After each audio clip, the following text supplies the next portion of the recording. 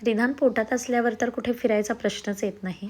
आणि आता तो 3 वर्षाचा झाला आहे आणि 3 वर्षानंतर पहिल्यांदाच मी बाहेर कुठेतरी चालली आहे फिरायला. मुलं जराशी मोठी झाल्यावर आईला वाटतंच की कुठेतरी फिरावं आणि त्यात काका आणि मावशी निघाले होते गणपतीपुळेला. असंच सहज एके दिवशी बोलता बोलता फोनवरती म्हणाली की आपण सगळे जाऊयात का? तर माझे मिस्टर हो म्हणाले. मला न सांगताच ते म्हणाले की जाऊयात. म्हणजे माझ्यासाठी सरप्राईजच होतं. मग बाहेर जायचं म्हटल्यावर काय, आम्हाला तर आवडणारच ना. मी तर खूप खुश होते कारण की पहिल्यांदाच बाहेर जायचं होतं आणि एक्साइटमेंट बी होती. फॅमिली ट्रिप पण होती आणि तसं तर मावशी आणि काका माझे वाटत नाही, पण ॲक्च्युअल ते मावशी काकाच आहेत. आणि पोरंही एन्जॉय करणार होती कारण रिवांश हा त्याचा मामाच लागतो, पण तरीही त्याच्या भावासारखाच आहे. दोघंही थोडेसे सिमिलर एजचे असल्यामुळे त्या दोघांचंही मस्त पटतंय आणि मस्त ते खेळत होते. आम्ही ब्रेकफास्टसाठी थांबलो होतो तेव्हा त्यांचं थोडंसं खेळणं चालू होतं. तर रस्त्यातच नेकलेस पॉईंट होता. मग नेकलेस पॉईंटला थोडेसे फोटो आणि थोडेसे व्हिडिओ काढून घेतले. हे बघा नेकलेस पॉईंट बरोबर नेकलेसचा आकारचा आहे म्हणून त्याला नेकलेस पॉईंट म्हणतात. मग थोडंसं आम्ही तिथे रिफ्रेशमेंट घेतली आणि पुन्हा मग काका आणि मावशी जरी असले तरी माझ्या नात्याने ते माझ्यासोबत फ्रेंडसारखंच वागतात. आणि इवन यांच्यासोबत पण काकाने आमच्या हॉटेल्सचं बुकिंग ऑनलाईनच केलं होतं म्हणून आम्ही हॉटेल्सपर्यंत पोचलो. आणि हॉटेलचं ॲम्बिशियस आणि हॉटेल तर इतकं छान होतं ना. पहिल्यांदाच हा अनुभव होता कारण की लग्नानंतरही आम्ही कुठेच फिरायला गेलो नव्हतो, म्हणून मावशीने आग्रह केला म्हणून इथे यायला मिळालं. आम्ही प्रवास करून दमलो होतो म्हणून फ्रेश व्हायचं होतं. म्हटलं पहिले रिधानला फ्रेश करावं, नंतर म्हटलं जेवण करावं. मग जेवण करण्यासाठी हॉटेलच्याच कॅन्टीनमध्ये आम्ही बसलो होतो आणि इतकं भारी वाटत होतं कारण की रिलॅक्स होतं ना. कारण आता परत नंतर फ्रेश होऊन आम्ही मंदिरासाठी गणपतीपुळेच्या मंदिरात आम्ही पोहोचणार होतो. आणि इथे तिकीट काढावं लागतं. तिकिटाचा बोर्ड तिथं लावलेला आहे. मग तिकीट काढून आम्ही मंदिरापर्यंत कारने गेलो आणि कार पार्क केली आणि तिथून पुढे या कमानीपासून चालत गेलो. आणि बघा तुम्ही सनसेट झाला होता म्हणून संध्याकाळचं मस्त वातावरण झालं होतं. मग आम्ही मंदिरात पोचलो. मंदिराच्या बाहेरच हे स्टॉल लागले होते की बाप्पाला जाताना हार आणि फुलं किंवा पेढे घेऊन जावं. आणि आम्हाला ते घेऊन जायचं होतं कारण मी पहिल्यांदाच गणपतीपुळेला आले होते.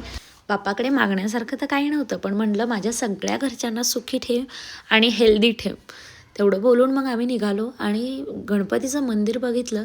आजूबाजू इतकं मस्त वातावरण झालं होतं आणि रिधान इकडे तिकडे पळत होता की मला रिधानला शोधावं लागत होतं. गणपतीच्या मंदिरालाच लागून एक बीच आहे, म्हणजे ते जाळीच्या पलीकडे गेलं की सगळा समुद्रच आहे आणि तिथे बीचवर आम्ही थोडेसे फोटो काढले. आता फिरून फिरून इतकं दमलो होतो की जाम भूक लागली होती. आणि तिथे एक मेहेंदळे खानावळ म्हणून आहे आणि तिथलं जेवण इतकं सात्विक आणि मस्त होतं. पोटभर जेवण झाल्यानंतर आता झोप आली होती आणि मस्त हॉटेलवर जाऊन आम्ही आराम करणार होतो आणि म्हणून आम्ही निघालो होतो. नवीन ठिकाणी तर झोप लागत नाही, पण आम्ही गप्पा मारता मारता केव्हा झोपलो तेच कळलं नाही. सकाळ सकाळी सूर्य उगवला होता आणि म्हटलं बाहेरचं वातावरण बघूयात. तर हे बघू शकता की इतकं भारी वाटत होतं ना. वातावरण पाहून मी तिथेच बसली होती. तोपर्यंत रिधान पण उठला होता आणि रिधान उठून म्हणत होता की मला आईला फोन लावायचा आहे. आणि तिथे लँडलाईन फोन होता. त्या फोनवरनं त्याला आईशी बोलायचं होतं, पण त्याला हेच माहीत नव्हतं की त्याच्यावरून आपण आईला फोन लावू शकत नाही. रिधान उठलाच होता नुकताच. त्याला म्हटलं चल फ्रेश होऊयात, तर तो म्हणला नाही. त्याला हे सगळं नवीन नवीन दिसत होतं आणि बाहेर सूर्य इतका मस्त उगवला होता तर ऑरेंज ऑरेंज कलर सगळीकडे पसरला होता. तुम्हाला तर माहीतच आहे, लहान मुलांना आंघोळ करायची असली तर त्यांना टपात बसायचं असतं, बादलीत बसायचं असतं. आणि हॉटेलमध्ये तर एवढा मोठा टप बघितल्यानंतर तो शांत कसा बसणार होता. म्हणून तो म्हटला मम्मा मला या टपात आंघोळ करायची आहे.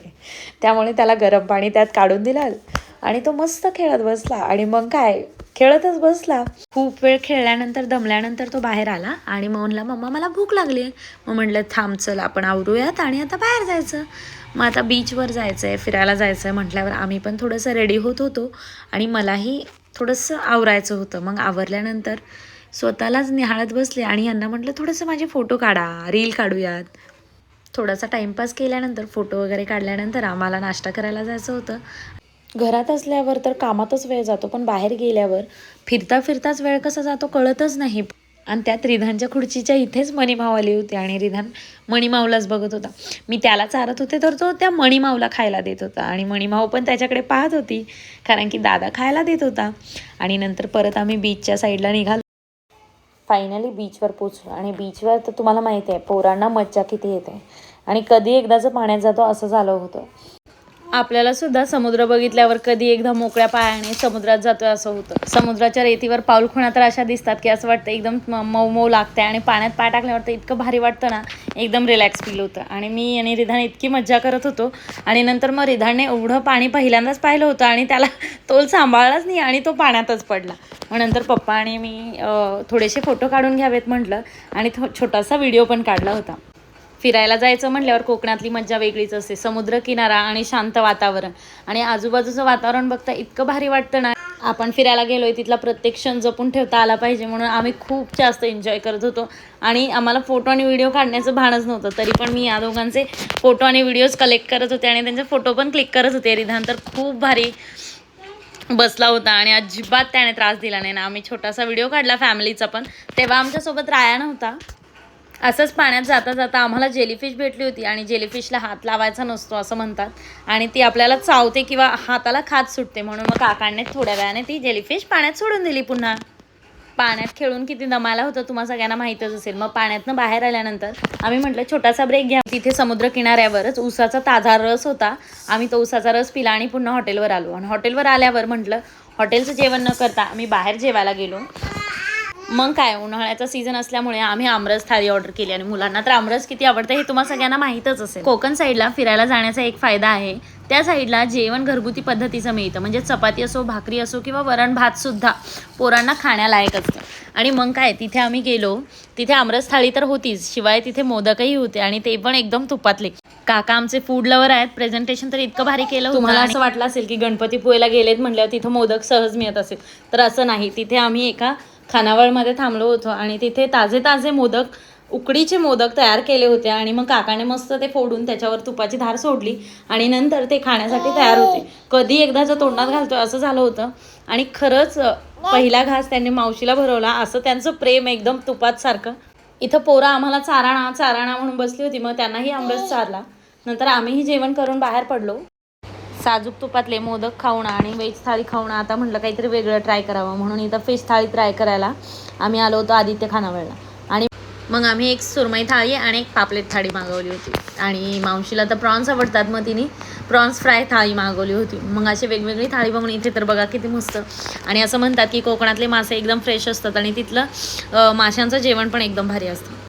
रोड ट्रिप ऑलवेज आपल्याला काहीतरी न्यू मेमरीज देऊन जाते. आणि रोडवर आपण कार ड्राईव्ह करत असताना खिडकीमधनं बाहेर बघणं की बघणंच असतं, कारण इतकं छान वारं सुटलेलं असताना बाहेर इतकी ग्रीनरी असते की बघू शकता.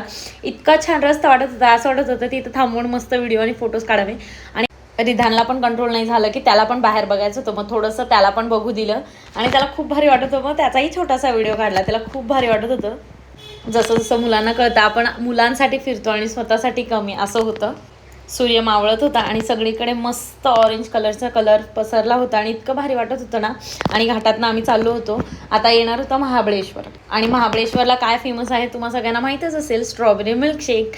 मग आम्ही ते क्रीम स्ट्रॉबेरी मिल्कशेक पिण्यासाठी तिथे थांबलो होतो. आणि इतकी थंडी होती ना तिथे, तरी पण आम्हाला ते मिल्कशेक प्यायचंच होतं.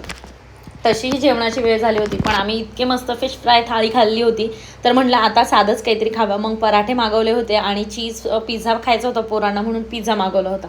मग इथे आमची स्ट्रॉबेरी क्रीम मिल्कशेक येऊन तयार होतं. आणि त्याच्या पहिल्या घासातच त्याचे इतकी फ्रेशनेस आणि इतकं क्रीमी असतं ना, ते खूप भारी असतं. आणि तिथे इतक्या थंडीत पण लोक हे खात होती, ही खरंच खूप भारी होती त्याची टेस्ट. स्पेशली हे खाण्यासाठीच लोक महाबळेश्वरला जातात. आम्ही तिथे न पिता हे खाऊन झाल्यानंतर आम्ही परत घरच्या रस्त्याने निघालो. आता सगळं फिरून झाल्यावर सगळे दमले होते, पोरं पण झोपी गेली होती आणि काका आणि हेच फक्त गाडी तर ड्राईव्ह करत होती. मग थोड्या वेळाने आम्ही तिथे महाबळेश्वरला चिक्की आणि थोडेसे चॉकलेट्स घेतले आणि काकांना खूपच झोप आली होती. मग यांनी थोडंसं ड्राईव्ह केलं आणि आम्ही घरच्या रस्त्याने निघालो.